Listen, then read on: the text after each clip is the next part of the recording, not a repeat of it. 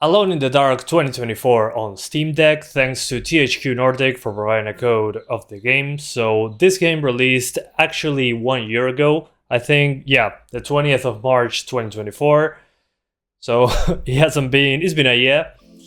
And well, it's basically quote unquote playable because there's some in-game text that is small. Otherwise, we seem to be good. Alright, so once into the game, we go into the options menu. As usual, we got the classic shadows, midtones, and highlight adjustment. HDR, once I'm disconnecting the Steam Deck from the screen, I'm going to show you that. Chromatic aberration, no thanks. FOV 70 was fine.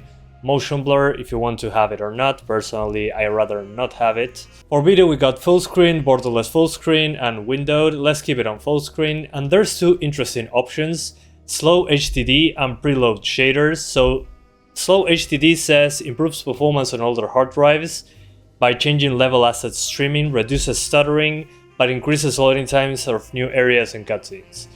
And then we got preload shaders, which preloads shaders can reduce freezing and stuttering on certain setups. That's a significant memory cost. The game must be restarted for this to take effect.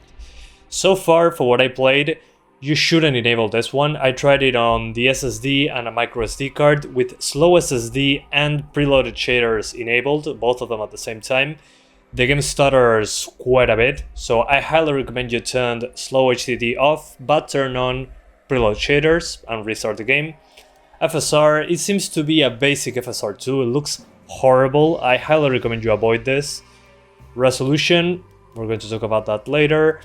But this is an Unreal Engine 4 game, and the settings are probably very familiar to you. It's basically medium settings with high subsurface scattering, and the rest basically like this. Why not go lower on the other options? Well, some of the shadows are completely broken at low, especially in the initial cutscenes. And then when it came to the overall quality from medium to low, I didn't notice much of a difference putting everything else below medium. So this is my advice for the settings. And instead of using FSR, go into resolution and choose 1152 by 720. And once you hit accept, it will adjust itself. And now you can open the performance menu, go to the bottom, and you have pixel, linear, or NIS, or FSR.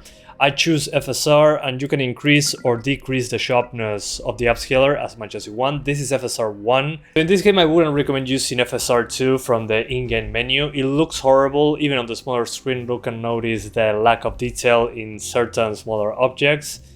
In this case, it's better to either use native resolution, that looks pretty cool, but for this slight extra performance, 1152 by 720 gives us an edge, and we can control the sharpness. Again, make sure to restart the game once you change these, so the preloading of shaders is there, like you see here. Okay, so the first thing that I was talking about regarding the shadow quality, that on low they are pretty broken. Well, on medium, I think it does a pretty good job, especially at the edges of the shadow. If you look at the cutscenes especially, you'll notice this. With the shadows on low, we will have flickering shadows, especially on the characters. So I think it has to be a good balance of having nice looking cutscenes and gameplay as well, because many of these cutscenes are real time. So again, not the best shadows, but decent enough. This part is not real time. So let's choose Emily. And my target for this, again, would be 40 to 45 FPS. It really depends on what's on screen. 45 would be ideal, but 40s sometimes feels like a better idea. It's so quiet. So again, in the cutscene, when you're looking into the distance, especially behind, you'll see lack of trees. That's due to the foliage quality option. So let's skip ahead. And it's nice to have a slow HDD option, but mixed with the precompiled shaders option, the game stutters more. And it's Unreal Engine 4, but it's DX11, so that's good. Okay, we got the flashlight and the key. So the thing with the shadow quality is that this flashlight actually casts shadows. This will be important later on. But when you're indoors, it's completely fine, generally speaking. But as you can see, even then, it stutters. It stuttered incessantly if I put the shader compilation option disabled, and if I disable also the slow HDD, but having both at the same time makes it even worse. So it's not completely fixed. The stutter is still there, but it's better. Yeah, see that? That happens. So I'm pretty sad to see that they haven't fixed it 100% as of yet. I haven't played this on day one, but I played it on my main computer and it had more stutters than the Steam Deck version. And by Steam Deck version I mean the Steam Deck with the precompiled shaders from Valve. So again, having the precompiled shader option enabled helps, doesn't fix it 100%. But now as you can see, if I go through this door, I have a small stutter there, but it's not as big as the one I got before. So that's a problem. Unfortunately, I don't think they're going to fix this. It's been a year, but when the game came out, we didn't have such option to precompile shaders. And I'm only using the shaders provided by Steam when it downloads the game, so we're on a clean run. I haven't played this part yet on this amount of shaders. So you can see really how stable or unstable the frame times are.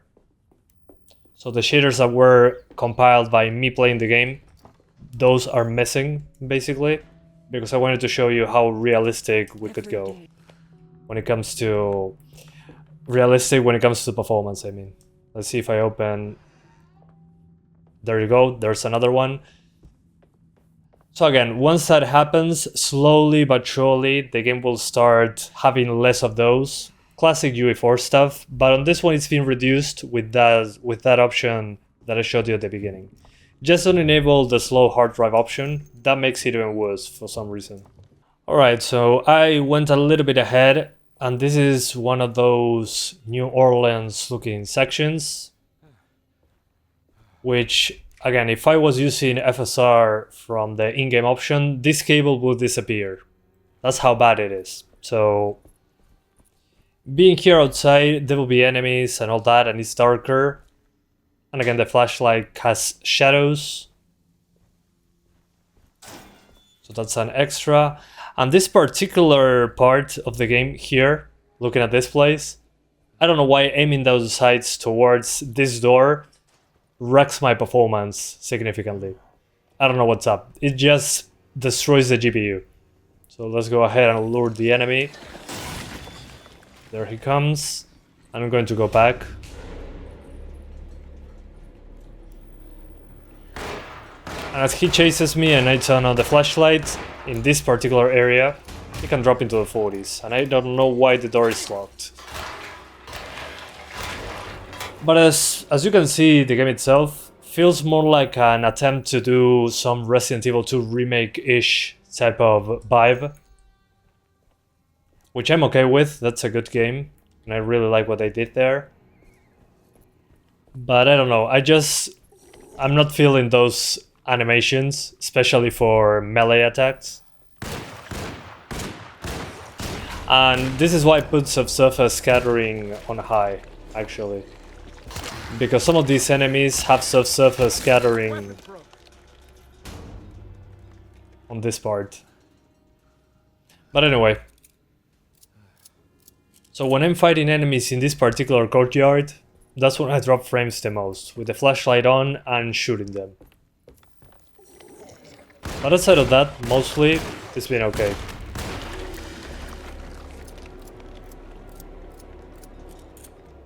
I'm just not sure what's in this corner that destroys the GPU when I aim at it. But most of this game is not combat, it's puzzles, actually. That's why I would still just target 45. Most of the time you'll be into the 45 FPS range. So you might ask yourself, then why lock it to 45 if sometimes it drops into the 30s fighting enemies and there's stutter? Well, even if I locked it to 30, the game will still drop frames. That's stuttering that I showed you.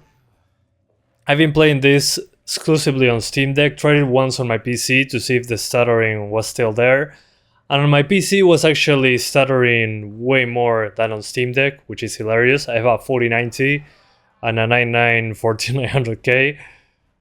So I'd say the biggest issue of this game is the Unreal Engine 4 shader compilation stutter. Other than that, it works very, very well on Steam Deck when it comes to performance. I think the visuals are pretty good. The game itself, I'm enjoying the puzzle stuff. It requires a lot of, okay, this door is locked, I'll keep track of it. Hopefully I find a key in the future so I can continue exploring the mansion. Very Resident Evil-esque in that regard. So there are some locked doors. I have some keys, but okay, now I changed to another location. That scared me actually. I wasn't expecting that change. But you got that, the puzzles plus the scary, eerie environment. A pipe. Okay. Some scary moments. The bolt cutters, of course. It had to be. It's always bolt cutters. That's hilarious.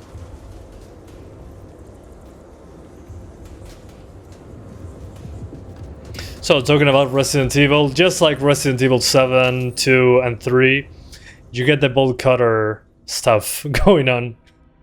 But that was good. That scared me, actually, for a moment. Everything's normal again? Right. But there are moments when it drops, like this one, so you can either re-enable FSR from the in-game menu, which I do not recommend, or have a fluctuating 40 to 45 FPS cap. Maybe 40s makes more sense for most users because Steam Deck LCD is usually a tiny bit less powerful when it comes to memory. That affects the GPU as well. So if you have an LCD Steam Deck, I would say 40s is a must, but on this one, 45, you should be able to get there most of the time. It's just that the stuttering, I wish we had a better implementation on the shader precompilation. I mean, if you see the options here, technically it should be better since we have the preload shader option enabled and the slow HDD option disabled. When I enabled the slow HDD option, it was basically unplayable. It was stuttering all over the place. Make sure to, maybe it's a me thing, experiment with these settings yourself. So if you're looking at this game, like me, you probably play Resident Evil or something like that. This tries to be akin classic Resident Evil mixed with the Resident Evil 2 remake, as an example. Just because if you look at it, there is puzzles, there is combat, but in the combat, honestly, I think they give you way too much ammo. The puzzles have an easy and hard difficulty. I highly recommend you play it on hard, when it comes to the puzzles especially. But ammunition, even on the hardest difficulty, it felt pretty easy, at least for me. I haven't finished the game yet, but so far it's like scary moments, puzzle, doors locked, find key, and repeat. So yeah, I personally enjoyed that type of gameplay. Not being 100% focused on combat, but not being 100% puzzles. But there's random combat going to happen every once in a while. And you have like 3 guns. And honestly, what I dislike the most, apart from the stuttering, is the very floaty melee animations. But that's about it. I personally really enjoy this thing of collecting pieces of puzzles throughout the mansion and unlocking doors. And now I enable the slow hard drive option just to show you before the video ends. But again, the main issue of this game, in my opinion, is the stuttering. The stuttering just makes it, well, the slow HDD thing, as you can see, makes it worse in a way that it's like an extended frame time spike rather than a big one. So it loads the game a little bit differently than it usually does. Let's see, going through the magic door. Yeah, there it goes. Yeah, instead of having a big stutter, actually it's like a more prolonged frame time spike with this disabled. But you can notice it right away. Instead, with the slow HDD option, there's like a few spikes and it continues versus the game freezing for a microsecond. So I don't know which one is better, honestly. I think you guys should experiment on your own. But when it comes to FPS numbers itself, I think 40 to 45 is a good target to have. And the game looks pretty good. with these settings. You don't need to play on ultra. Just don't put it on low. The game drops significantly in quality when it comes to shadows and shading and the amount of foliage. I think that ruins the game, and there's a very small performance uplift.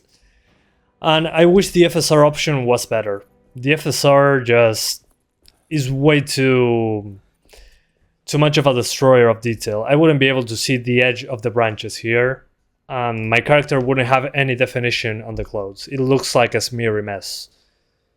So use FSR1 as I said, and instead of the slow HDD option, just enable the precompiled shaders and you should be good to go. Anyway guys, that's it for now. Thank you so much for watching this video. I hope you enjoyed it as much as I did showing you a Resident Evil-ish game. I really was hoping to play this one last year, but I completely got slammed by work and I couldn't cover it. So thanks again to THQ Nordic for providing a code, and I'll see you next time. Bye guys.